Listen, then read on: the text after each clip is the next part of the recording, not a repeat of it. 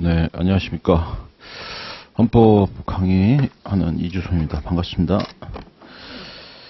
자, 오늘부터 12회에 걸쳐서 김혜영 교수님 교재로 하는데요. 일단 교재가 다른 교수님들은 아마 저도 책을 다른 것도 많이 봤는데 사실 김혜영 교수님 교재가 이제 원래 신림동에서 다른 직렬 헌법이나 이런 경우도 제일 많이 보는 교재고요. 그 다음에 노량진이나 이런 데서도 하는 뭐 강의 교재, 그 다음에 다른 학원 강의 교재도 제가 수업한 적도 있고 한데, 교재 차원에서는 역시 이게 압도적으로 제일 좋습니다. 그래서 여러분이 물론 이제 절대평가긴 하지만, 올해는 또 문제가 쉬웠죠. 그죠? 작년에 문제가 좀 어려웠기 때문에, 올해는 당연히 쉬울 것이다. 이제 제가 그렇게 예측하는 글도 했는데, 실제로 올해 또 쉽게 나왔어요. 그러면 내년에는 또 어떻게 될 것이냐. 당연히 뭐 좀 어려워지겠죠. 그죠?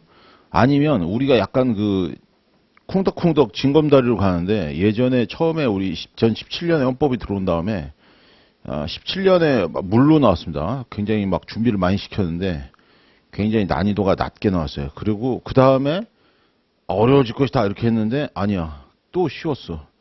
그래서 이게 그냥 쉽게 가는구나. 뭐 어차피 절대평가니까. 갑자기 19년에 확 어려워졌습니다. 뒤통수를 얼얼하게 때렸죠. 그래서 역시 7급이나 이 정도 수준으로 가는구나. 그랬더니 20년에 또 갑자기 또 쉬워졌어. 아니 뭐지? 이제 감을 잘 못 잡게 해서 하더니 또 약간 쉬워요. 그래서 그냥 쉽게 가려는가 보다. 살짝 어려워져. 근데 21년, 22년은 좀 되게 난이도가 높아요. 그래서 진짜 이제 마음 먹었나 보다 했는데 또 올해 쉽게 나왔어. 이게 되게 좀 이상하게 나옵니다. 그래서 이게 어떡하지? 그랬는데 이제 저랑 같이 수업한 학생들은 그냥 헌법 점수는 그 대신에 일정하게 받아가고 있습니다. 예.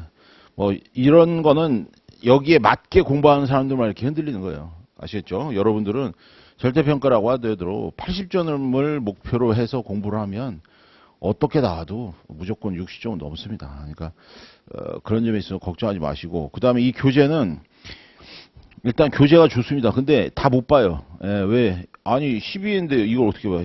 아마 12회도 이렇게 큰 책으로 하는 강의도 없을 거예요, 별로. 그죠? 보시면 아시겠지만 그래도 제가 저번 주에 로스쿨용 김영 교수님 교재로 이걸로 했거든요. 근데 이거 로스쿨용이 아니고 5급용입니다. 근데 5급용인데 옛날에 이게 얇았어요. 근데 올해 거는 또 갑자기 두꺼워졌어, 이 양반이. 왜 갑자기 또. 근데 알고 봤더니 여기 책이 글씨가 커졌어요. 그래서 글씨를 좀 크게 해서 늘린 거기 때문에 실제 양은 한 4, 50페이지는 좀 줄었다고 생각하시면 됩니다. 보통은 650에서 700 정도였는데 올해는 좀 늘렸더라고요. 왜 이래 했더니 바로 뭐 저도 벌써 이미 노안이 왔기 때문에 보면은 글씨가 작다 이랬는데 이게 글씨가 좀 꽤 커요. 폰트가 좀 있습니다. 그래서 이렇게 했구나. 그렇게 할 수 있었고, 그 다음에 이제 우리 헌법재판소 파트는 제가 그냥 몇 개 설명하는 걸로 끝낼게요. 헌법재판소 일단 여러분 시험에 나오면 한 문제 나옵니다. 한 문제. 근데 헌법재판소 한 문제 풀려고 여기 있는 걸 다 공부하면 여러분이 다른 시험을 준비해도 될 정도야. 변시나 뭐 이런 거를. 그러니까 또 헌법재판소 파트 빼고 이렇게 해서 기본권 위주로 갈 거예요. 기본권. 뭐 기본권이 압도적으로 많으니까 그래서 기본권 위주로 갈 것이고, 기본권은 주로 뭘 하느냐? 기본권은 판례입니다. 판례. 뭐 그죠? 그다음에 우리가 조문이 좀 비율이 높죠. 조문이 비율이 좀 높아서 제가 조문으로 만들어 놓은 뭐죠? 김양 교수님이 기본서 조문용 있어요. 그런 것처럼 저도 만들어 놓은 게 있습니다. 근데 이제 제 거를 제가 맞으면 프린트를 해서 드릴 테니까 그 조문으로 보세요. 어차피 헌법 조문 안 바뀌었잖아요. 그죠? 87년 이후에 안 바뀌었기 때문에 그것도 저도 준비를 해놨는데 그걸로 해서 한번 여러분이 보시기 바랍니다. 다른 직렬은 조문이 요새 안 나와요. 거의 뭐 25문제다, 40문제다 그러면 조문이 한두 개야. 근데 우리는 이번에 조문 비중이 막 거의 또 꽤 높아졌죠. 그죠? 그래서 이 김혜영 교수님이 그 앞에도 출제 기간 써놨지만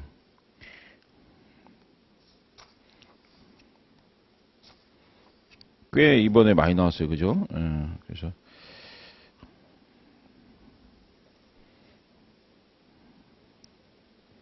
네, 그래서 그렇게 해서 볼 테니까요. 예. 조문이 16%면 근데 많이 줄었다. 그래도 그죠? 처음에 한 46%막 이랬는데 16%면 많이 줄었어요. 예. 그리고 부속법률이 좀 나오고 이 부속법률은 주로 국회법입니다.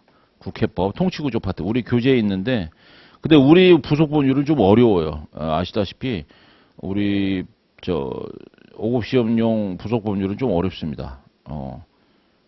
예, 그리고 만약에 입시하신 분들이 있어요. 입시하신 분들은 옛날에는 행시하신 분들이 입시도 같이 했거든요.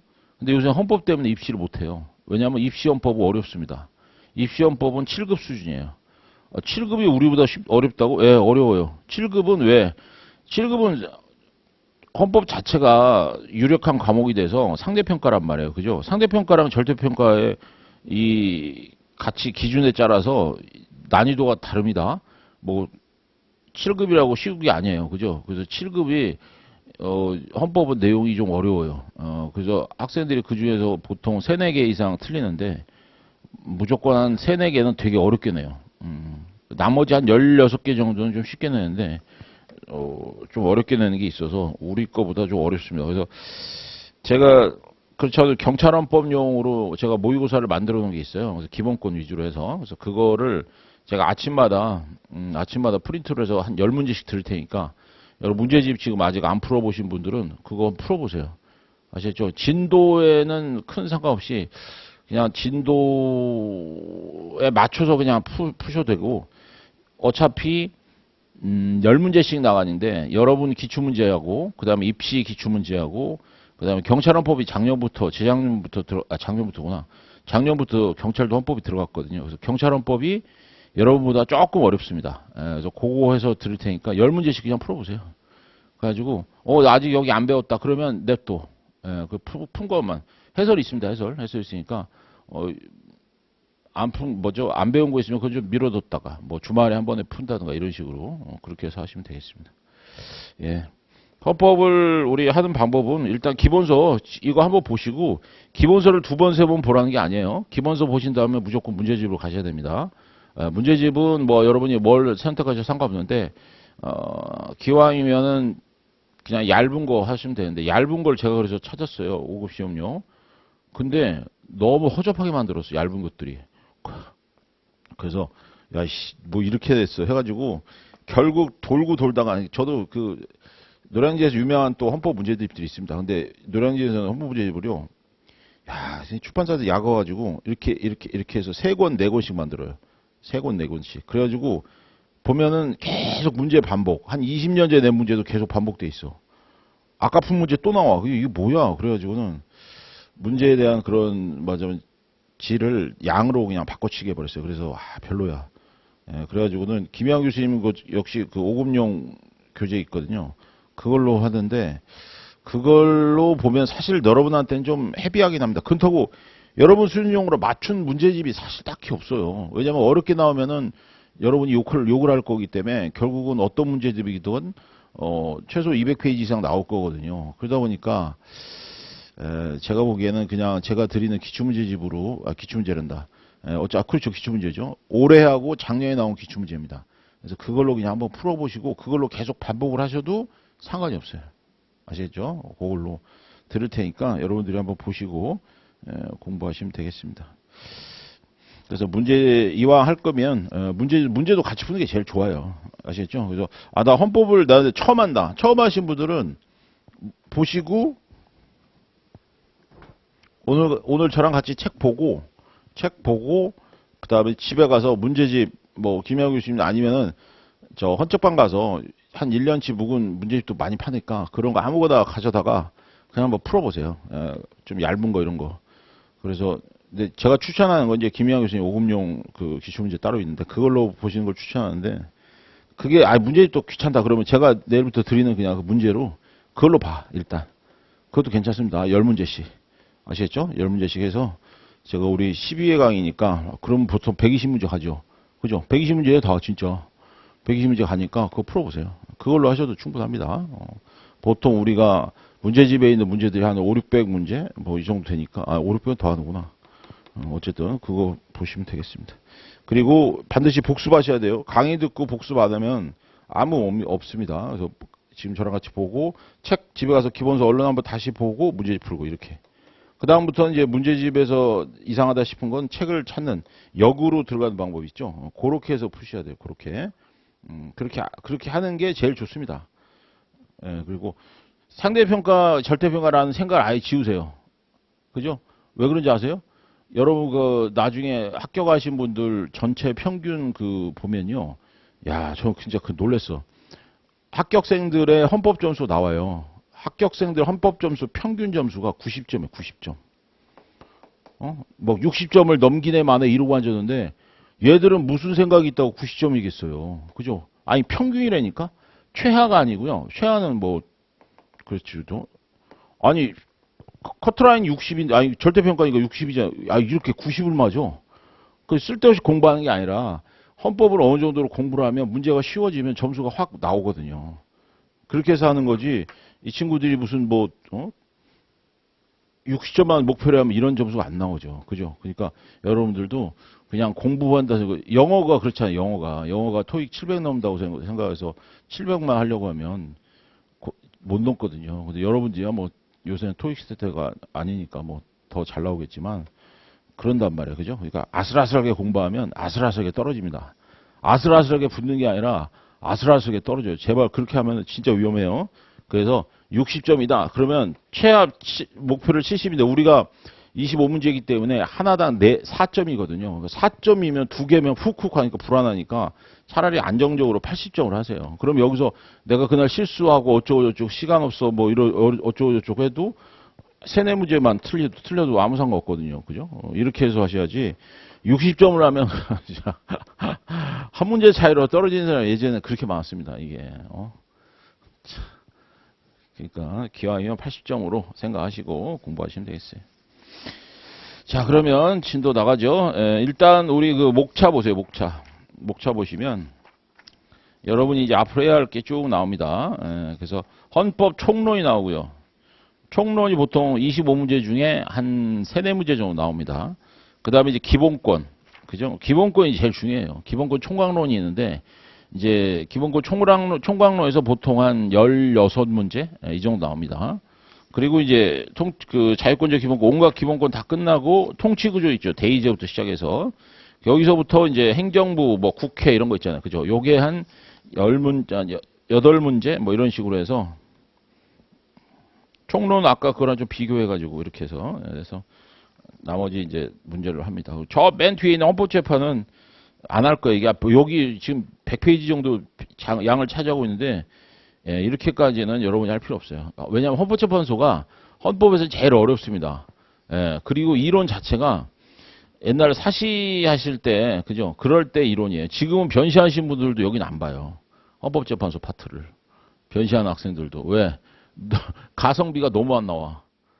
근데 이제 변시하신 분들은 어쩔 수 없어. 2차가 헌법을 봐야 되기 때문에 주관식으로 봐야 되기 때문에 이제 어쩔 수 없이 보긴 보는데 그렇게 자세히 못 봅니다. 그러니까 우리는 아예 그냥 헌법적으로 그렇게 뺄 거예요. 그렇게 해야 여러분 진도가 나옵니다. 12회니까 지금 695면은 그죠? 법원까지 하면 거의 700페이지 정도 되는데 하루에 보통 한 5, 60페이지 봐야 이게 나온단 말이에요. 그죠? 그러니까 목표를 한 50페이지 잡으면 600페이지밖에 못 나가죠. 그죠?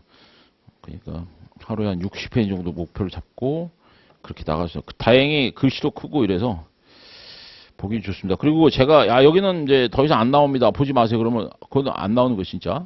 그거는 뭐 저도 제가 무슨 뭐 찍기의 신이 아니라 원래 그렇게 돼 있어요. 원래 안 나오는데 그냥 안 나옵니다. 보도록 하죠. 그리고 그 5급 시험 기출 표시를 이 교재에 다 돼 있죠. 그죠? 교재에 다 돼 있어요. 그래서 그 부분을 위주로 나중에 복습하셔도 괜찮습니다. 지금 이게 여러분이 7월에 지금 이렇게 강의까지 듣고 진짜 여러분 열심히 하신 거예요. 그죠? 헌법을 대단한 마음으로 지금 공부하시는 건데 7월에 헌법하면 그죠? 다른 과목 뭐 2차 과목도 아직 보신 분도 있고 왔다 갔다 하면은 이거 다시 보는데 한 11월? 그죠? 그때쯤 봐요. 그게 마지막이야. 왜냐면 이제 나중에 2월 말쯤에 보는 거 문제집 돌리는 거니까 그때 가서 보면 많이 봐야 3번입니다. 3번.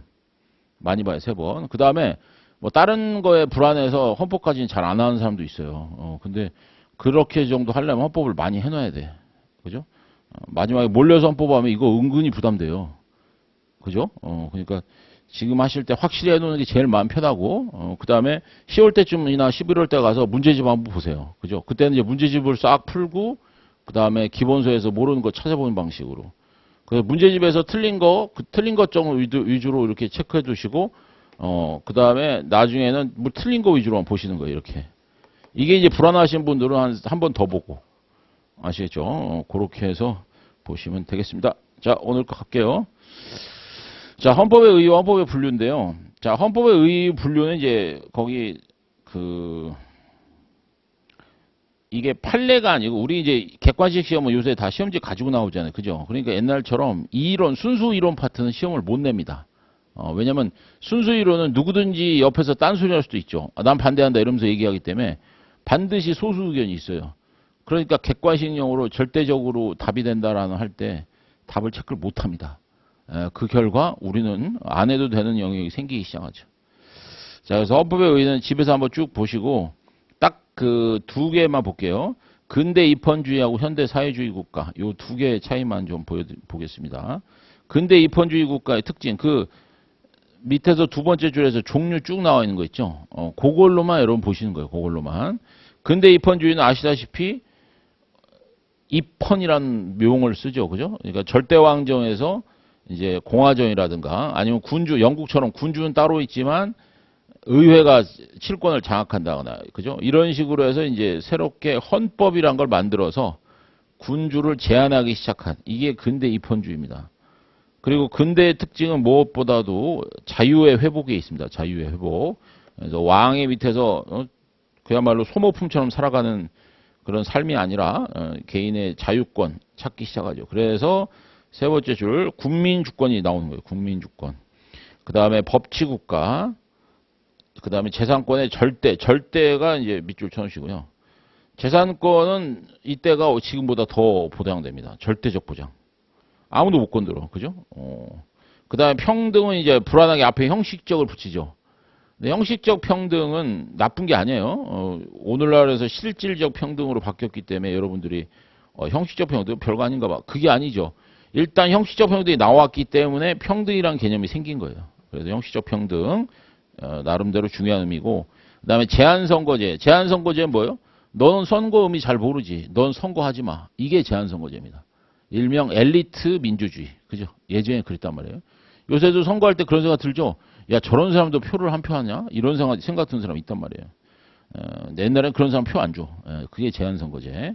그 다음에 권력분립의 고전이니까 완전히 삼권분립 있죠. 그야말로 아주 넘치도 모자라지 않은 딱 세 개로 자르는 이게 삼권분립.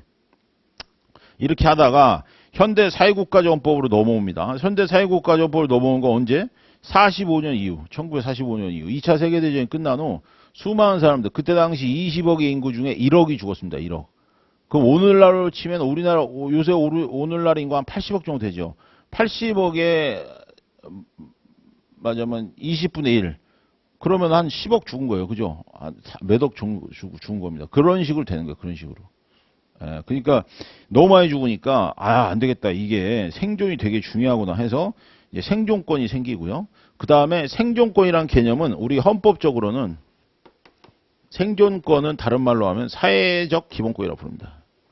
사회적 기본권 다른 말로 뭐? 복지. 그죠? 그래서 우리가 흔히 하는 국가로부터의 자유. 이게 근대거든요. 이게. 근대 입헌조연법이 이렇게 내가 튀겨져 나오는 건데 제발 세금 좀 그만 내라고. 제발 국방의 의무 좀 그만. 의무 그만 이렇게 했단 말이에요. 근데 이거를 이제 이렇게 나 돈 좀 줘. 나 그동안 세금 냈잖아. 돈 좀 줘. 이게 이제 사회적 기본권. 사회주의 국가하고 다릅니다. 사회주의 국가는 공산국가고 사회적 이러면 이제 이거는 생존권적 기본권. 우리도 요새 생존권적 기본권 하죠. 기초생활 이거 하시는 분들. 기초생활 하시는 분들 65세 이상인데 기초생활 이런 분들은요. 그 영구임대 아파트 같은 거 월 뭐 한 10만 원에서 20만 원 사이 되는 이런 아파트 같은 거 되게 잘 돼 있어요. 예. 서울에 사는 것만 고집하지 않으면 그 잘 돼 있습니다. 저런 것들이 이제 시작된 게 바로 이 마지막입니다. 그래서 특징은 뭐냐? 앞에 실질만 붙이면 돼. 그죠? 실질적 국민주권, 실질적 법치주의, 실질적 평등. 간단하죠? 그죠? 그래서 이 법학에서 실질이란 말은요, 내용이라는 뜻입니다. 내용. 앞으로도 이제 계속 실질이라는 개념이 나올 텐데, 그때마다 행정법도 마찬가지예요. 실질이라는 단어가 나오면 여러분이 그 속에다 가로치고 내용 하면 돼, 내용. 아, 내용이 진짜 법치구나, 이게. 그래서 왜 형식에서 실질로 바뀌었냐? 나중에 얘기할 건데, 지금 빨리 얘기해버리면, 형식적 그 법치주의, 그죠? 원래 그 저 위에 있는 법치국가가 형식적 법치였거든요. 형식적 법치라는 건 법의 형식이만 하면 된다는 식으로 변질이 되고 맙니다. 법의 형식으로 확실하게 내가 뭘 잘못했는지 나를 형벌을 때릴 때 그렇게 해줘 라고 좋은 의미로 들여왔던 형식적 평등이 뒤에 만자가 붙기 시작하는 거예요. 그래서 형식적 평등이, 형식적 법치기만 하면 돼버려. 그래서 법을 엉망으로 만들어도 다수결의 힘으로 밀어붙여서 그거를 통과시켜서 유태인을 죽여도 됨. 이런 법이 나온 거예요. 히틀러. 그래서 사람들이 놀란 겁니다. 야, 이게 법의 형식으로만 한다는 게 무조건 좋은 게 아니구나. 그래서 내용까지도 진짜 좋은 것이어야 된다라는 실질적 법칙가 나옵니다. 그래서 내용이란 말을 제가 쓴 거예요. 평등도 마찬가지. 그 다음에 이제 보통선거. 보통선거와 제한선거의 반대말이죠. 그죠? 그래서 화살표로 연결해 놓으면 뭐 사실 더 편하기도 한데. 제한선거제는 제한이 있다는 거고, 보통선거는 일정한 연령만 넘으면 모두 똑같다는 거예요. 그죠? 보통선거. 그래서 장애인한테는 표를 한 표. 아니, 장애인은 표를 안 치고, 그 다음에 일반인한테는 표를 한 표. 자, 이런 거를 선거권을 이렇게 주면, 선거에 있어서 이런 차등을 두면, 이게 우리 선거 원칙이 보평직비라고 해서 보통선거, 평등선거, 직접선거, 그 다음 비밀선거. 이게 선거의 4대 원칙이거든요. 이 중에 무슨 원칙 위반이냐 물어보면, 지나가는 사람 붙잡고, 자, 이런 원칙이 있는데요. 이것은 무슨 원칙 위반이게요? 물어보면 대부분 여기 찍습니다. 평등선거 위반이라고. 그죠? 왜요? 아니, 불평등하잖아. 그러나 헌법을 배운 사람은 이렇게 대답하면 안 돼요. 이거는 보통선거 위반입니다. 즉, 선거권 여부. 누군 주고 누군 안 주고. 이거는 보통선거 위반이에요. 그럼 평등선거 위반은 뭐냐? 일단 표를 줘. 근데 표의 가치가 0.5, 2, 뭐 이런 식으로 해서 서로 차이가 있는 것 뿐입니다. 따라서 평등선거는요, 일단 선거권은 줍니다. 줬는데 가치 차이가 나는 거예요. 아시겠죠? 그게 평등선거 위반이고, 보통선거는 아예 안 줘버리는 거. 이게 보통선거입니다. 아시겠죠? 그래서, 나이만 되면 모두 주는 보통선거로 바뀝니다. 예. 그리고 기능적 권력 분립. 옛날에는 딱딱딱 나오는데 지금은 행정부의 힘이 제일 세죠. 그죠? 입법부와 사법부를 합쳐도 행정부가 안 될 정도예요. 그게 현대국가의 특징인데. 기능적 권력 분립. 그래도 감시나 이런 걸 통해서 그렇게 권력 분립한다고. 그다음 행정구조 기본권 나왔죠. 그다음에 전쟁 그만해 국제평화주의. 그다음에 진짜로 법을 잘 만들지 지켜보겠어라는 헌법심판. 그죠? 헌법심판 특징이 뭐예요? 법률이 헌법 위반하면 날려버립니다. 그게 위헌법률 심판이죠. 그래서 이 중에서 시험이 제일 많이 나온 게 헌법재판이 언제 때냐 이게 제일 많이 나와. 근대냐 사회국가 현대냐. 현대입니다. 현대. 그래서 헌법재판 그렇게까지 봐두시면은 제가 말씀드리고 하는 지금 이것들이 단순히 여기서 분류해서 끝나지 아니하고 나중에 이제 기본권 같은 거 판례할 때 이런 개념이 다 녹아 들어가 있어요. 그때 보시면 되겠습니다. 그 다음에 이제 헌법의 분류는 뭐 우리나라 헌법이 무슨 헌법이냐? 성문은 이제 법전이 있는 거예요. 근데 불문은 헌법전이 없어요. 그래서 우리는 성문헌법이고. 그 다음에 법률을 개정하는 거랑 헌법을 개정하는 거랑 절차가 똑같으면 연성헌법이고요. 다르면 경성헌법입니다. 물론 헌법을 바꾸는 게 더 어렵죠. 우리나라도 마찬가지예요. 이제 조문 보시면 아시겠지만 헌법을 바꾸는 게 훨씬 어렵습니다. 절차가. 그래서 우리는 경성헌법입니다. 따라서 우리나라 헌법이 뭐냐 그러면 성문이자 경성헌법이다. 이렇게 얘기합니다. 성문이자 경성이다. 예. 자, 그럼 이제 벌써 판례가 나오죠. 그죠? 행정수도 이전에 관한 2004년 판례랑 행정중심 복합도시 건설에 대한 2005년 판례. 예. 하나는 위헌이고 하나는 각하죠.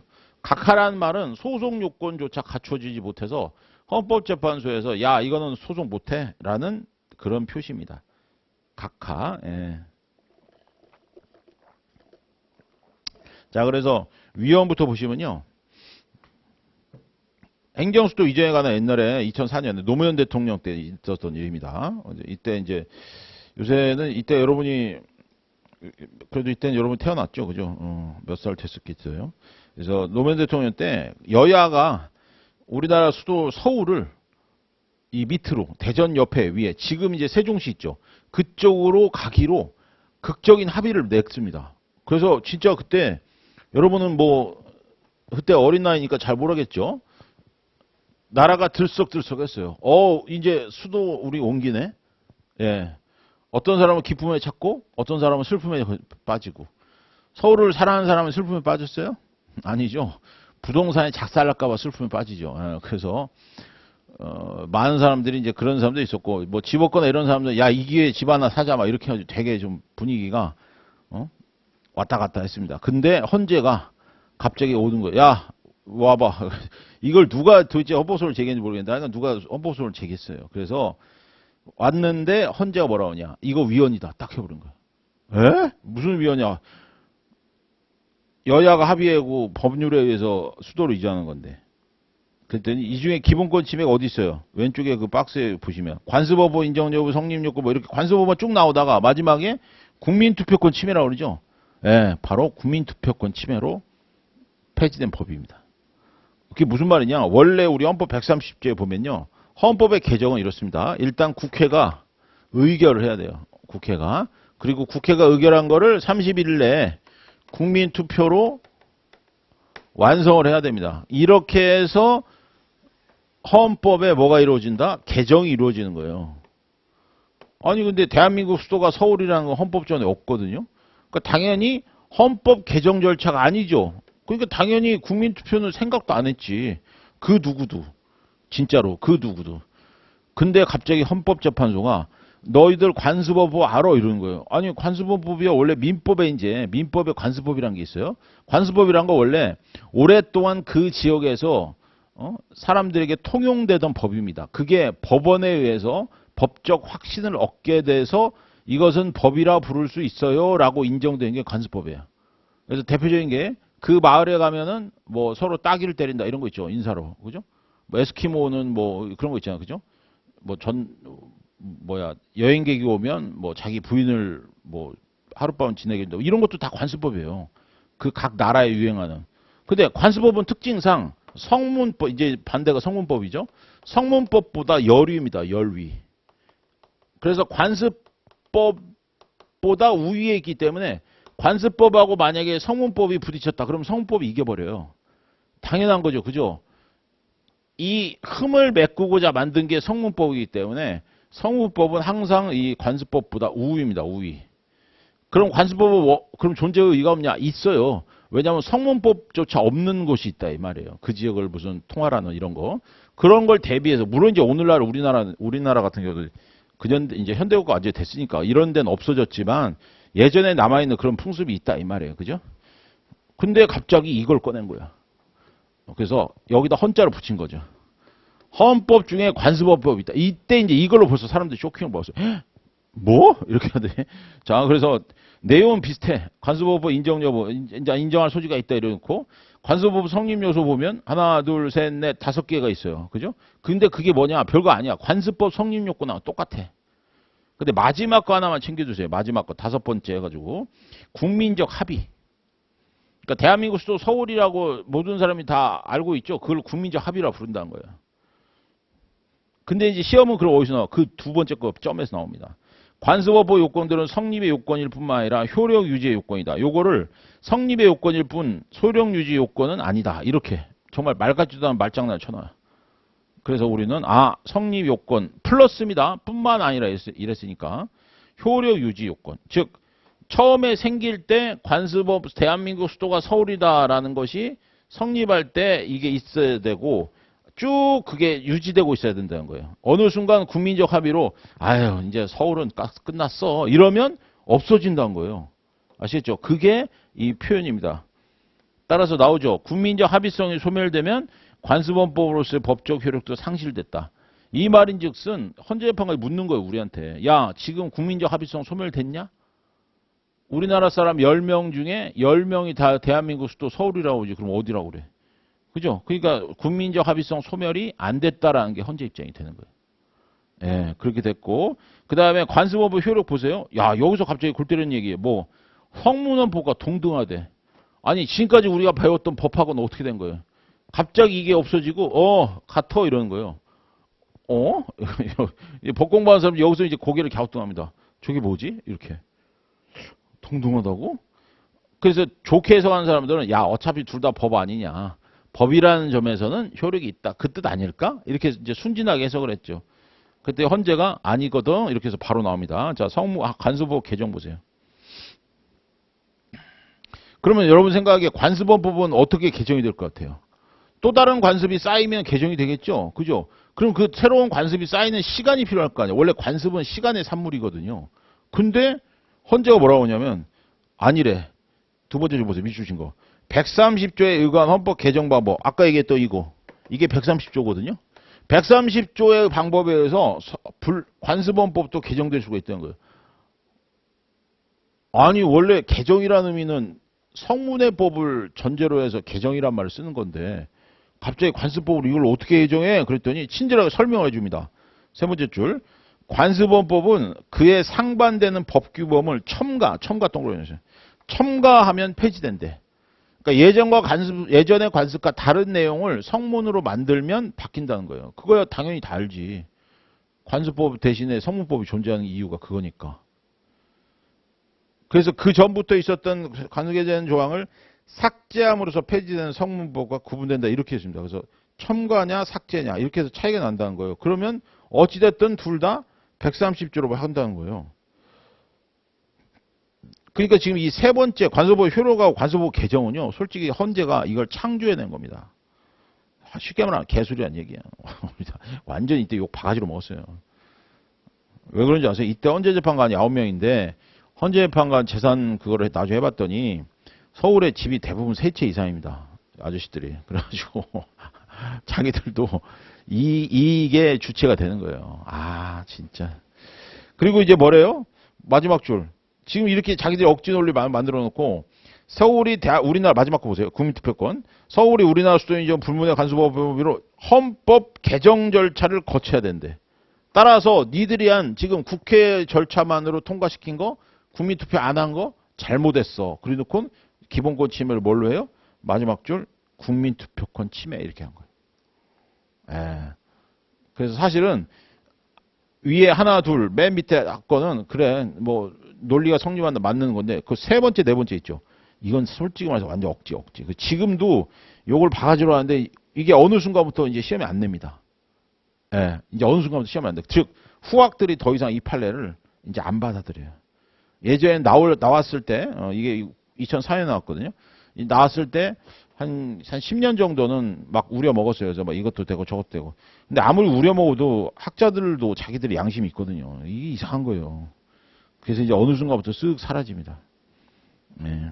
그래서 이 판례는 욕 바가지로 먹어야 돼요. 왜냐면 여러분 지금 법학을 사실 몇 개 안 하죠. 사실 헌법하고 그다음에 나중에 행정법 뭐 이 정도밖에 안 한단 말이에요. 뭐 법제직 가시는 분 빼고는. 근데 일반 다른 법도 다 하면 이 논리가 통하게 되면요. 엉망진창이 돼요. 법학이. 이 말도 안 되는 거예요. 그래서 이게 사실은 도대체 헌법 거의 대법관급에 해당하는 헌재재판관들이 왜 이런 소리를 했냐. 그래서 굉장히 좀 음모론이 막 횡행하고 난리가 났었죠. 헌재 그대로 가야 하는가 뭐 이런 얘기 나오고. 자, 그래서 이제 그 다음에 근데 이제 이때 당시 이제 야당이죠. 야당은 신났죠. 왜냐면 이제 정부 여당하고 억지로 간신히 합의한 거 작살나니까 잘 뜯어서 이번에 행정중심 복합도시를 또 따로 그 수도 옆에 건설하기로 했거든요. 이제 이것도 잘못됐다 해서 이제 헌법소를 넣었더니 이번엔 헌재가 아예 소를 안 받아줍니다. 각하시켜버렸어요. 그러니까 위아래 판례가 정반대 입장이에요. 그래서 벌써 이게 안 맞아. 무슨 소리냐면 행정중심 복합도시도 여야 합의를 안 했거든요. 여야 합의를 했고 이걸 안 했거든요. 국민투표를. 그러니까 야 이것도 국민투표권 침해입니다라고 이제 신나가지고 와서 이러니까 헌재가 뭐라고 하냐. 이 내용을 봤더니 행정중심 복합도시 국회와 대통령하고 국무총리가 이 소재지가 있잖아요. 그죠? 근데 이 법에 의하면 국회랑 대통령은 그대로 있습니다. 서울에. 그리고 유일하게 옮겨지는 게 국무총리 소재지가 행정중심 복합도시로 가게 돼 있어요. 무슨 말인지 아시겠죠? 대통령은 서울 살고 그다음에 행정중심 복합도시는 제2의 도시가 될 거니까 여기에 국무총리를 보내는 거예요. 그랬더니 헌재가 뭐라고 하냐. 세 번째 줄. 국회와 대통령이 여전히 서울에 소재한다. 그러나 국무총리 소재지는 그러니까 옮기게 된 국무총리 소재지는 자 그다음 뭐라고 헌법적으로 중요한 기본적 사항이 아니래. 제2인자라서 그런가? 그죠? 그리고 이 사건 법률에 의해서 관서법 개정 문제는 발생하지 않는데요. 따라서 국민투표 침해 없다 해서 웃기지 마라가 돼버렸죠. 그래서 그 다음에 원래 이제 국민투표가 우리 헌법에 두 번 나옵니다. 130조가 있고 72조가 있어요. 근데 72조는 대통령이 이거 저 국민투표하는 게 어떻습니까? 라고 딱 국민투표를 붙이는 상이에요. 따라서 130조를 우리가 이런 걸 필수라고 하고요. 필수적 헌법 개정. 72조의 국민투표를 임의적 국민투표라고 합니다. 그러니까 위에 건 반드시 해야 된다 해서 필수적 국민투표, 밑에 거는 해도 그만 안 해도 그만이란 임의적 국민투표예요. 그래서 대통령한테 행정중심 복합도시에 대한 국민투표권을 왜 행사하지 않았냐라고 헌법소원을 제기하니까 헌재가 뭐라고 하냐? 야, 72조는 대통령 마음이야. 이렇게 얘기한 거예요. 그래서 첫 번째 끝에 대통령이 부의 넘긴다는 얘기죠. 국민투표에 부의한 경우에 비로소 행사가 가능하다. 근데 대통령이 이거 아무것도 안 하고 있었거든요. 전혀 할 생각도 없었고. 그러니까 니들은 뭔 소리 하는 거냐, 그죠? 니들의 권리가 아니다 해서 각하돼 버렸습니다. 각하. 근데 아직도 그 사실 행정주의 복합도시는 그나마 좀 나와요. 이거는 뭐 헌법 이론적으로 잘못된 게 없으니까. 특히 국민투표권 침해 관련돼서. 그런데 위에 행정수도위조는 제가 맨날 이렇게 씹을 때 강의합니다. 씹고 싶을 때. 그리고 시험은 잘 안 나와. 그러니까 쫄 거 없고요. 자, 그 다음에 넘어가십시오. 헌법의 특성은 그냥 집에서 한번 여러분 쭉 보세요. 이거 고등학교 때 보는 용이죠. 그죠? 고등학교 때 보는 용이고. 그다음 헌법 해석 5페이지. 헌법 해석은 어떻게 하냐? 통일적으로 해라. 그다음에 조화가 되게 해라. 이거 뭐 하나만 하는 얘기 아니에요. 그죠? 넘어가시고. 그다음에 박스 보시면요. 입법고시에 나왔다 이렇게 돼 있죠. 그죠? 헌법 해석의 창조적 기능이어 가지고 이것도 사실 이거 보고 모르는 사람 어디 있어. 두 번째 줄 끝에 실질적 국민주권의 실현을 보좌하는 것이어야 한다. 이런 식의 문장이 있다 이거예요. 그죠? 여러분 그 문장만 보시고 나중에 실제 기출문제 확인해 보시면 별것도 아니야. 그냥 뭐 보기용입니다. 자, 그 다음에 이제 헌법 해석할 때 기술적인 게 필요하죠. 뭐 2번 로마자 2번 합헌적 법률 해석. 그래서 법률은 되도록이면은 합헌으로 해석해라. 뭔 소리냐? 법을 만드는데 어디예요? 입법부죠. 입법부가 만든 법을 만약에 헌법재판소가 밥 먹듯이 무시하면 어떻게 되겠어요? 야, 안 돼. 안 돼. 이러면 삼권분립의 한 축을 헌재가 막아버리게 되는 거죠. 그죠? 그리고 그게 무슨 위험성을 가져오냐면 대통령, 국회, 사법부 중에 민주적 정당성이 가장 높은 게 뭐냐라고 묻는다면 사실은 행정부입니다. 그죠? 그 다음에 이제 국회고. 왜냐하면 우리들이 뽑으니까 한 명을 뽑으니까 여기는 대통령에 대한 민주적 정당성이 가장 크고 그 다음에 여기 이제 여러 명을 뽑으니까 그게 나뉘는 거고 사법부는 아예 손을 안 대죠. 그러니까 사법부는 사실 민주적 정당성이라는 차원에서 얘기하면 제일 뭐라고 하죠? 낮습니다 이게. 그래서 사법부에 대한 게 지금 뭐가 있어요? 헌재가 있잖아요. 그게 이 사법부에 대한 헌재가 감히 국민의 제2기관인 입법부가 만든 것을 사사건건 위원이라고 해버리면 이거는 국민을 완전히 무시하게 되는 거죠. 그래서 헌법재판소의 법률 해석 태도는 웬만하면 합헌적으로 갑니다. 합헌이라는 게 뭔지 아시죠? 그죠? 헌법에 맞다 하고 넘어가는 거예요. 그래서 되도록이면은 괜찮아라고 하는 겁니다. 그래서 세 번째 줄 보시면 위헌적인 결과가 될 해석은 배제하면서. 그래서 그 중에 이제 가장 그래서 판결을 하는 형식이요. 위헌을 하고 헌법 불합치를 하고 그 다음에 한정위헌 한정합헌이라는 게 있어요. 이게 뭐냐면 이쪽으로 갈수록 위헌의 크기가 커지는 겁니다. 그죠? 그러니까 이쪽에 제일 위헌이라고 단순 위헌 때리는 게 맞아. 법률이 가장 잘못됐을 때. 그다음 그거보다 조금 덜한 게 헌법 불합치인데 헌법 불합치는 사실 거의 위헌이랑 비슷해요. 위헌이랑 비슷한데 어쨌든 둘 다 상당히 위헌성이 큰 거고 한정위헌 한정합헌은 우리가 사과가 이렇게 있잖아요. 여기에 이렇게 썩었어. 이런 걸 우리가 위헌적 요소라고 부릅니다. 그럼 위헌적 요소에 대해서 야 이거 빼고 얘기해 그러면 그게 한정합헌이야. 이것만 자르면 먹을 수 있잖아요. 그죠? 이것만 자르면 합헌에서 한정합헌. 근데 이것까지 다 포함해서 해석하면 위헌. 이게 한정위헌입니다.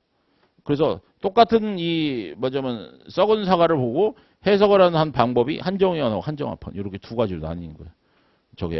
저게 이제 판결, 헌법재판소 판결 주문의 형식입니다. 그래서 저렇게 하는 것 중에 금방 나올 거예요. 이제 그리고 이런 것들이 다 뭐 웬만하면 그러니까 여기까지는 보면 이게 이제 합헌적 법률 해석이고 여기서부터 이제 더 이상 합헌적 법률 해석이 안 되는 거예요. 왜냐면 여기 이제 완전히 애들이 가버린 거니까. 그죠? 여기까지. 그 얘기를 하는 거예요. 그 얘기를. 그래서 넘겨보시면 합헌적 법률 해석의 이론적 근거 헌법의 최고 규범성, 법질서의 통일의 유지, 권력 분립, 법적 안정성, 국가의 신뢰보호 다 무슨 말인지 아시겠죠?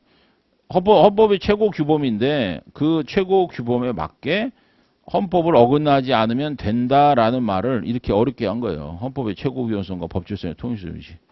그래서 왜 헌법이 피라미드 구조, 법의 형식은 피라미드였죠. 헌법, 법률, 명령, 규칙, 조례 뭐 이런 식으로 막 이렇게 돼 있다 이 말이에요. 그러니까 이런 식으로 봤을 때 얘가 여기를 넘어설 수가 없죠. 그죠? 딱 금을 그어놨기 때문에. 그래서 헌법은 최고 규범이고 법질서의 통일성을 유지하려면 혹시라도 이쪽으로 튀어나오면 이놈하고 잡는다. 그 뜻이에요. 합헌적 법률에서.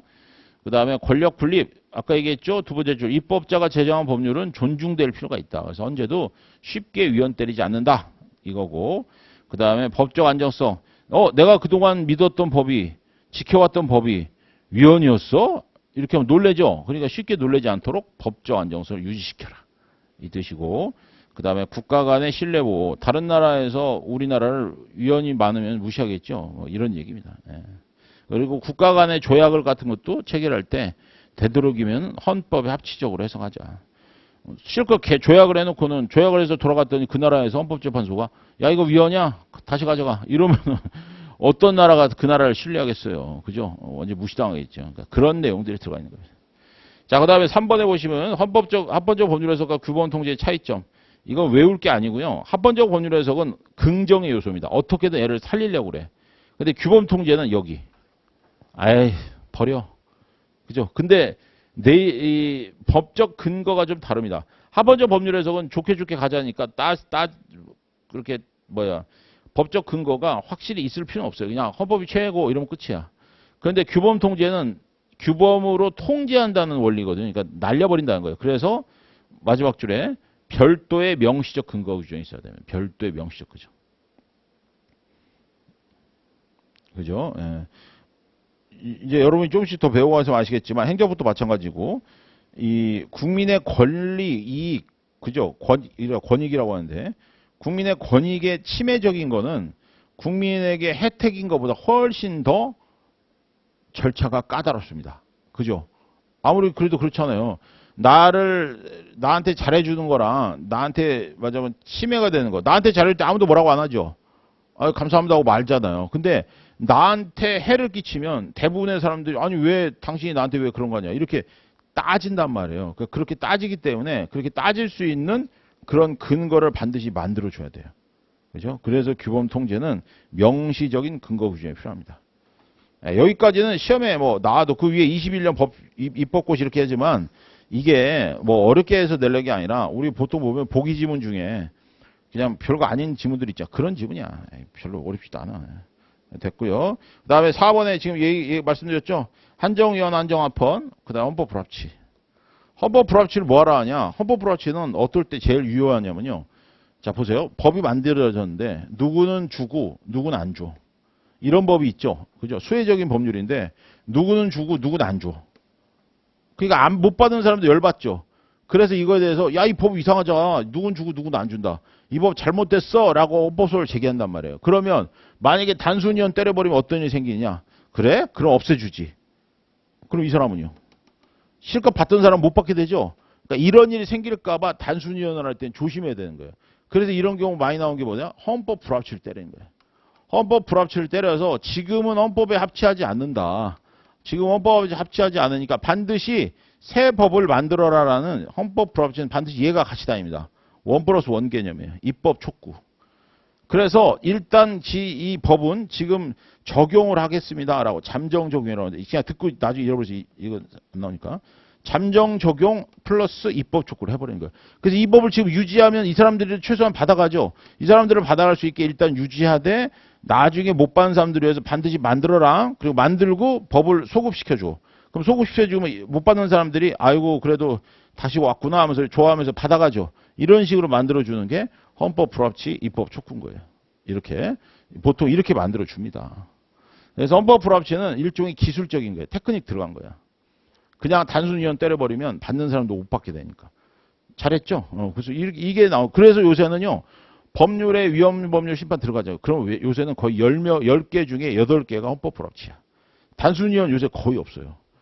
이제 법들을 잘 만들어서 옛날에는 정말 막 쓰레기법 많았는데 지금은 이제 그런 게 없어졌습니다. 자, 그 다음 합헌적 법률 해석 한 개. 자, 법률 해석은 그럼 합헌적 법률 해석이니까 법률 해석을 하는데 어떻게 해석할 거냐? 그냥 일반적 해석하고 똑같아요. 그래서 문의적 한계. 우리 국어 하듯이. 그죠? 문장의 뜻이 뭐냐 이거. 그 다음 법 목적적 한계. 이건 도대체 뭘 위한 법이지? 그 다음에 헌법 수용적 한계. 요게 이제 시험에 나왔었는데 헌법 수용적 한계는 포함되지 않는다. 이렇게 나왔어.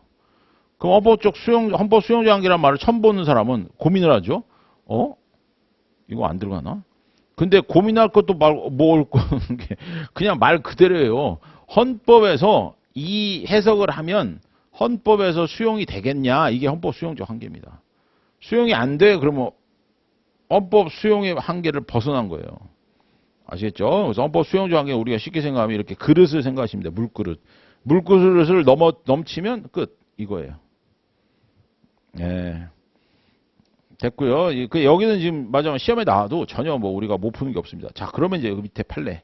이런 것들이 이제 시험에 나오는 전형적인 판례들이죠. 근데 너무 오래됐어. 오래됐는데도 이제 계속 꾸준히 나오는데 여러분이 앞으로 이제 헌재 판례 볼 때는요. 거기 그 색깔 표시 들어가 있는 거 있죠. 주로 색깔 표시는 위헌 판례들이 들어가 있습니다. 한정위헌, 위헌 확인. 이런 거는 무조건 외우시고 그다음에 그러게 없는 합헌 판례들 있죠. 합헌 판례들은 그냥 알았어 하고 넘어가셔도 큰 상관없습니다. 그래서 시험 문제 보셨을 때 위헌 판례만 정확하게 알고 계시면 웬만한 판례는 다 맞춰요. 아시겠죠? 왜요? 위헌 판례, 내가 외우지 않은 판례는 다 합헌이거든. 그렇게 가셔야 돼. 그렇게. 합헌 판례도 다 외워서 다 맞춰야지. 그런 생각처럼 바보 같은 생각 없어요. 그렇게 하면 여러분 헌법만 공부하셔야 돼. 아시겠죠? 이 헌법 양 많아요. 여러분이 지금 나중에 다 공부 끝나면 헌법 판례 몇 개 한 줄 아세요? 1000개, 2000개 돼요. 장난 아니야 이거. 예, 그래서 저도 가끔씩 내 머리가 이렇게 판례를 많이 알고 있다고 놀랄 때가 있는데 여러분도 곧 그렇게 되실 겁니다. 단 기억이 소멸되지 아니하죠. 그죠? 저도 3, 4월에 한 번씩 이렇게 여러분한테 강의 안 하면 소멸돼요. 당연한 거죠. 그죠? 벌써 제가 옛날에 수험생일 때랑 지금 판례 보는 게 다른데 저도 여러분이랑 똑같이 문제 풀거든요. 똑같이 문제 푸는데 이게 확실히 수업용으로 공부를 안 하면 마지막 순간 그 2개 헷갈린 거 있잖아요. 거기서 항상 남아. 자식들 이러면서 남으니까 그게 남지 않으려면 하여간 위헌 판례하고 그죠? 요것만 외우시면 충분합니다. 여러분은 딱 그 정도만 하시면 80점 그냥 넘어. 자, 볼까요? 상호 신용 금고 임원 및 과점주의 연대 책임. 시험에 어떻게 나오냐면요. 다음 중 위헌이 아닌 것은 여러분 아주 간단하게 나와요. 그래서 이런 거 나옵니다. 상호 신용 금고의 임원 및 과점주의 연대 책임에 대해서 한정위원 판결을 한 바 있다. 이런 식으로 나와버려. 그러면 상호 신용금고 임원 및 과점주의 연대 책임 뭔데? 그거를 친절히 설명해 주지 않습니다. 무슨 말인지 아시겠죠? 극단적인 형태로 왼쪽만 가지고 물어보면 여러분이 이거 위헌 합헌이라고 대답할 수 있어야 돼. 황당하죠? 근데 이제 좀 있으면 익숙해져. 딱 보고 이 판례 이거구나. 이거네. 이렇게 나와야 돼요. 무슨 말인지 아시겠죠? 자, 상호 신용금고 임원 및 과점주주에는요 생략된 말이 있습니다. 이게 뭐냐면 연대 책임은 뭔지 아시죠? 혼자 책임지지 말고 같이 책임져라. 이게 연대 책임이에요. 그래서 상호신용금고가 망했어. 부도가 났는데 임원하고 과점주주를 다 부르는 거예요. 과점주주 뭐예요? 주주. 어? 주식이 조금 있으면 그냥 주주. 좀 많이 있으면 과점주주. 이렇게 부릅니다. 대주주보다는 아니고 그 밑에 급. 그러니까 임원이고 그리고 직원보다는 임원이 높죠. 그러니까 임원이나 그 다음에 주주인데 좀 많이 가지고 있는 주주를 부르는 거예요. 싹 다 불러. 원투 가불병 부르는 거예요. 불러서 야 니들이 다 책임져 이래버리는 거야. 근데 그 중에 2번하고 그 다음 병은 회사가 이렇게 되는데 전혀 관계를 안 했던 사람들 그냥 말 그대로 임원이기만 하고 주식만 가지고 있던 사람들이에요. 이 사람들을 책임지라고? 이건 너무하네. 이게 한정이입니다. 아시겠죠? 그래서 설명을 해줘요. 임원이 어떤 사람? 첫 번째 줄. 부실 경영에 책임이 없어. 그죠? 그 없는 애 똥을 쳐주시고. 그 다음에 과점주주는 금고의 경영에 영향력을 행사해서 부실의 결과를 초래한 자 이외의 과점주주야. 그게 옆을 보면 이해가 되죠? 그럼 옆을 보면 이렇게 되면 얼마나 우리가 문제를 쉽게 풀어. 근데 이렇게 안 낸다니까. 가끔 이렇게 나오면 그건 진짜 쉬운 문제예요. 아시겠죠? 그래서 이런 사람들한까지도 돈을 내라고 하면 위헌이다 해서 한정위헌입니다. 됐죠? 오케이. 그 다음에 이제 왼쪽 건 이건 많이 나와요. 그 다음 거는 이거 많이 나옵니다. 종업원이 범죄를 했어.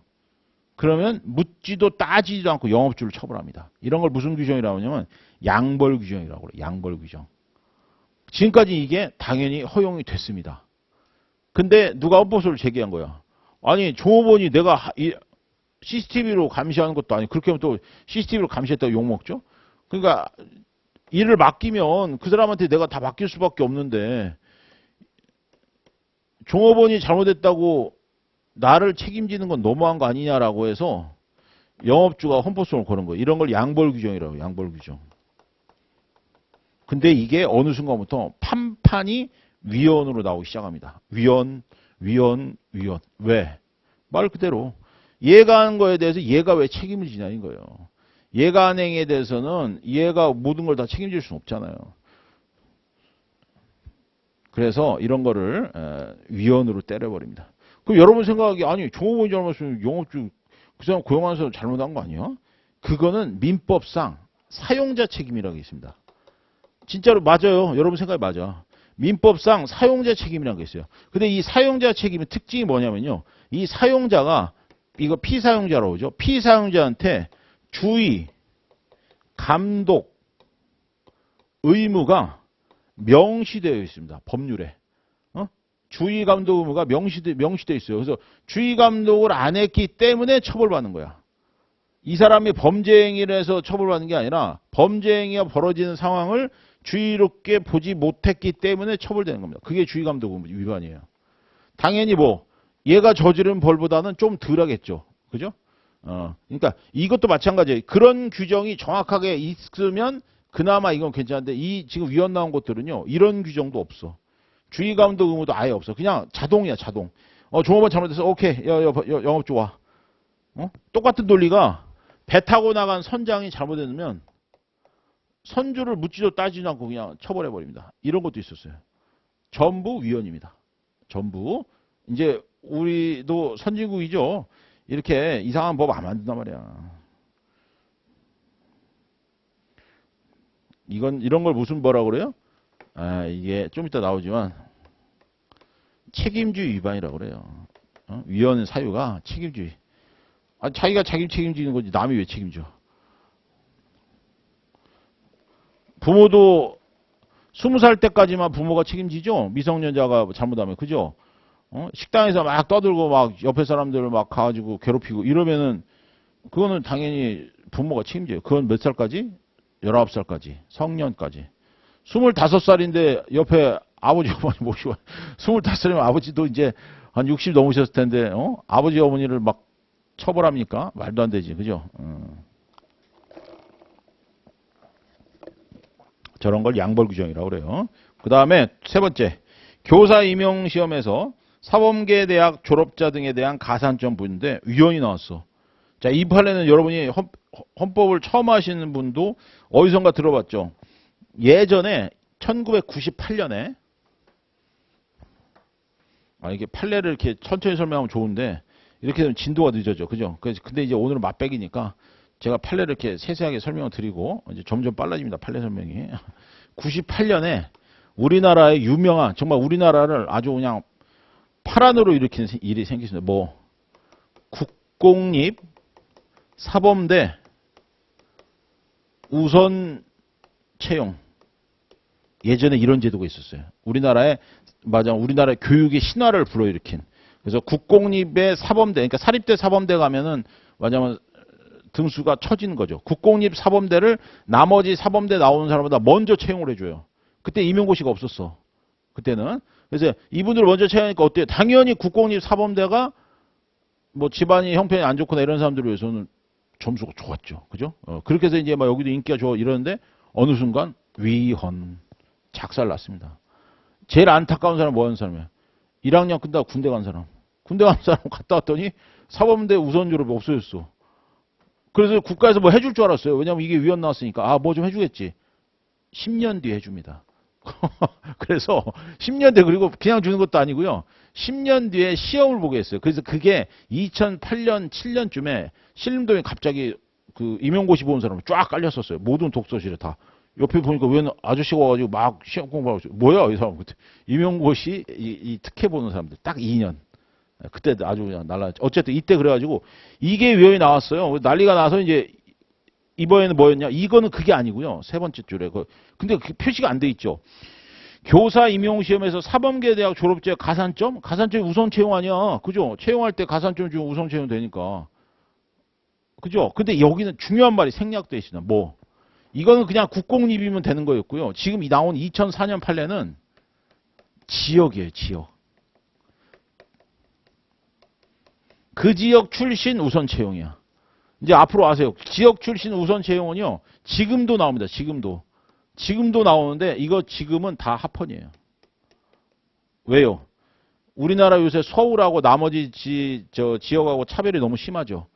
그래서 나머지 지역은 사람들을 모으기 위해서 집도 주고 뭣도 주고 다 하는 것 중 대표적인 게 바로 의대. 그죠? 의대, 그 다음에 뭐 로스쿨, 그 다음에 선생님 되는 거. 이거 전부 가산점 줘버립니다. 그죠? 로스쿨도 지금 TO 있잖아요. 지역 가산점. 근데 위헌 나왔어. 왜? 이렇게 지역 출신 가산점 취지는 참 좋은데 법을 안 만들었어. 미친 거 아니야. 그죠? 법을 안 만들고 법 밑에 있는 시행령으로 이런 혜택을 줘버린 거예요. 그러면 당연히 이 혜택에서 벗어난 사람들은 뭐야? 다른 지역에서 온 사람들은 열받죠? 그래서 위헌 나온 거예요. 그래서 자 오른쪽에 보시면 세 번째 줄. 이 사건 가산점 항목은 아무런 법률적 근거가 없다. 그래서 2004년에 위헌 나오고요. 2005년에 또 헌법재판소로 왔어. 왜? 법을 만들어줬어. 그러니까 위헌 나오니까 당연히 이제 움찔해가지고 왜냐면 위헌 나온 모든 그 법률이 다 스톱이거든요. 그 관련된 법은. 그래서 부랴부랴 2004년하고 2005년 사이에 새 법을 만들어줬어요. 그래서 법률적 근거를 넣어줬습니다. 그래서 여기는 안 나오죠. 2005년에 다시 한번 이 판례가 헌법재판소 끌려왔어. 이제는 뭐 합헌 나온 거예요. 아시겠죠? 그러니까 지금 결론이 뭐냐? 지역 가산점은 합헌입니다. 왜요? 지역 살리기. 최근에 나오는 판례 중에 지역 출신 초등학교 교사 가산점 부여가 있어요. 초등학교. 작년에 나온 판례야. 2022, 재작년에. 2021년에 초등학교 가산점 판례가 나왔다니까요. 초등학교 선생님들도 그 지역 출신을 우선 채용하는 거예요. 가산점으로. 합헌입니다. 왜요? 지역 살리기. 우리나라의 수도권에만 지금 전 인구의 반이 수도권 살잖아요. 그죠? 그래서 그거는 좋다 이겁니다. 오케이. 그 밑에 판례까지만 하고 좀 쉴게요. 저 원래 1시간 하고 10분, 15분 쉬고 1시간 하고 10분 이렇게 쉬어요. 저 스스로가 수업을 오래 못합니다. 뭐 90분 하고 이런 거는 저도 옛날에 강의를 들어봤는데 90분 하면 저는 인강 같은 거 듣잖아요. 그만 3번 꺼. 안 되겠더라고. 집중력을 너무 과다하게 쓰면 안 돼요. 자, 네 번째 다시 지자체 장애 지방공무원 전입 전출. 이거는 합헌 나온 판례인데 유명한 판례가 된 이유가 뭐냐? 똑같은 판결이 대법원 판결도 있습니다.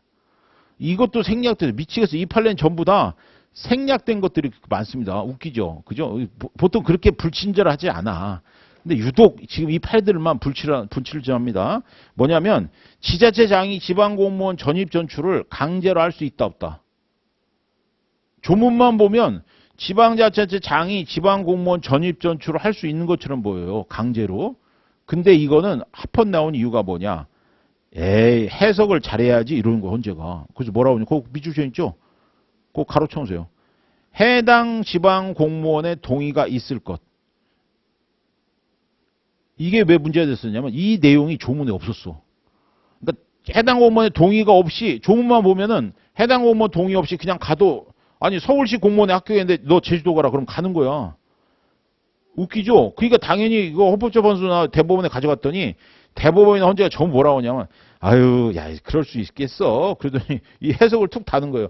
당연히 공무원의 동의가 있지. 아니 그래놓고 합헌 때려? 좀 이상한 거 아니에요, 그죠? 그러니까 이때가 어느 때? 2002년이야. 그러니까 이때는 막 헌재나 대법원이 판결이 그냥 막 나와. 지금 생각하면 말도 안 되는데. 예. 그리고 뭐라고 하냐면 아니 막 화가 나서 왔더니 동의가 있지. 만약 이거 모르고 간 사람은 어떻게 해? 가라고 하니까 간 사람도 어떻게 돼요, 그죠? 그러니까 아니면 관두거나 판례를 안 한 사람은 그거 모르고 갔을 거 아니에요. 얼마나 황당해. 그래서 동의가 있을 것은 당연히 전제이기 때문에 위헌까지는 아니야. 이렇게 얘기한 거예요. 웃기죠? 그리고 이 판례는 지금도 나와, 지금도. 어저께인가 그저께 우리 제가 10문제씩 줬다고 했죠? 거기 이게, 맞으면 중기 전에 저도 보잖아요. 이 지문이 이 판례가 있더라니까? 깜짝 놀랐어요. 2002년 판례. 예. 그 다음에 맨 밑에 거는 헌법재판소 판례 아니죠? 왜요? 헌자가 없잖아. 예, 헌자가 없으면 헌재 판례 아니에요. 그래서 그냥 다라고만 해. 이건 대법원 판례입니다. 대법원 판례가 어쩌다 한 번씩 나와. 우리 시험에도 어쩌다 한 번씩 나오는데 대법원 사실 중요하지도 않고. 무죄 선고받은 군장교에 대한 봉급의 소급 지급. 이건 뭐냐면요. 이 사람이 무죄가 나왔는데 원래는 무죄가 나와야 돼. 말 그대로 완전히 이제 죄가 벗어졌죠. 그죠? 그럼 이제 봉급을 줘야 되는데 그러니까 조문에 이렇게 되어 있는 거예요. 무죄 선고받으면 봉급을 소급 지급한다. 그래서 어떤 사람이 이제 재판에 딱 걸렸는데 자기는 무죄가 나올 줄 알았어. 근데 무죄가 아니고 뭐가 나오냐 했더니 공소기각을 해주는 거예요. 공소기각. 공소기각이 뭐냐면 공소기각, 공소각하 뭐 이런 식으로 해서 이런 걸 형식적 재판이라고 합니다. 그러니까 재판의 내용에 들어가기 전에 소송 요건에서 소송 요건이 잘못됐다고 해서 공소를 기각시켜버린다. 이런 말을 쓰는 거예요. 아니면 뭐 공소권 없음 뭐 이런 거 있잖아요. 그죠? 그러니까 재판을 받는 사람 입장에서 훨씬 더 좋은 거예요. 왜냐하면 껍질이 맞으면 아예 너 소송거리도 아니야. 가. 이렇게 하는 거랑 살펴보니까 죄가 없는데 이렇게 하는 거 느낌이 다르죠. 그죠? 살펴본다고 왠지 기분 나쁘잖아. 그래서 사실은 이런 형식적 재판이 훨씬 유리합니다. 이 사람은. 근데 이 사람은 봉급을 받아야 되는데 나는 당연히 무죄가 나올 사람인데 나한테 더 좋게 해준다고 공소 기각을 해주는 거야. 미치겠어. 내가 돈 받아가려면 무죄가 나야 되는데 아니 딴 때 같으면 기분 좋은데 공소 기각을 때리는 거예요. 환장하죠. 그죠? 그러니까 뭐라고 그래? 그 두 번째죠. 끝에. 공소 기각 사유가 없었더라면 무죄가 선고될 현저한 사유가 있다면 너 줄게. 이렇게 된 거예요. 이게 미치겠죠. 그죠? 그러니까 법이라는 게 되게 좀 어떻게 보면 엄격해서 요건에 딱딱 맞지 않으면 그 혜택을 안 줘요. 그죠? 그럼 이제 우리가 뭐 동사무소 이런 데 가서 아니 그래도 저도 그런 사람인데 저는 오히려 더 맞으면 받기 좋은 사람이에요. 왜 안 줘요? 이렇게 얘기해도 뭐래요? 동사무소가? 귀찮으면? 여기 이 판결 안 나오셨죠? 아, 네. 근데 저 어쨌든 공소 가세요. 이렇게 된다니까. 그러니까 되게 이 사람 입장에서 황당한데 이제 대법원이 그래도 대법원까지 가니까 대법원이 아유 그래도 무죄 나올 사람이야. 줘. 이렇게 된 겁니다. 이런 판례가 있어요. 그죠? 알겠습니다. 잠깐 쉬었다가 10분 정도 쉬었다가 오늘 재정 개정 여기는 그 개정에 관련된 조문이 있죠. 이걸로 내일 제가 조문 꼭 드릴게요. 그 조문이 어떻게 되어 있냐면 헌법 조문이 있고 옆에 해석돼 있고 이런 식이에요. 그러니까 여러분 보실 때 그냥 조문 보실 때 그냥 일반 조문 보는 것보다 훨씬 나을 겁니다. 그 제가 만들어 놓은 게 있으니까 원래 책으로 만들었다가 그거만 드릴게요. 예.